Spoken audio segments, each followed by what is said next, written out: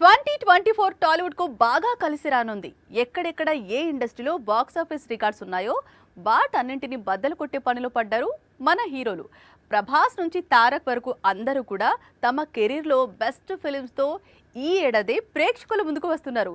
Game changer కూడా clarity ఇచ్చేస్తే టాలీవుడ్ కు పాన్ ఇండియా ఫిల్మ్ ఫెస్టివల్ కు రెడీ అయిపోవచ్చు. స్టార్ హీరోలు బాక్స్ ఆఫీస్ ముందుకు వస్తే ఆ కిక్కే వేరుగా ఉంటుంది. ఇందులో పాన్ ఇండియా ప్రాజెక్ట్ అంటే ఆ క్రేజ్ నెక్స్ట్ లెవెల్లో ఉంటుంది.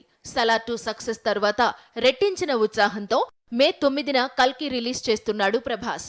మార్చి నుంచే ఈ సినిమా ప్రమోషన్స్ స్టార్ట్ కానున్నట్లు సమాచారం. 2 ఏళ్లుగా స్క్రీన్ కు దూరంగా ఉన్నాడు అల్లు అర్జున్. ఈ హీరో కూడా ఆగస్టు 15న పుష్ప 2 రిలీజ్ చేస్తానంటున్నాడు. అక్టోబర్ 10న దేవర వస్తున్నాడు.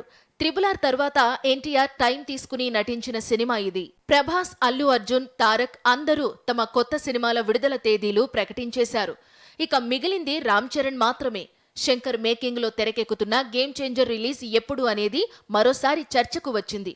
మెగా ఫ్యాన్స్ కు కోపాన్ని తెప్పిస్తోంది. నిజానికి అక్టోబర్లో గేమ్ చేంజర్ వస్తాడు అనుకుంటే ఇప్పుడు ఆ డేట్ ను దేవర లాక్ చేశాడు.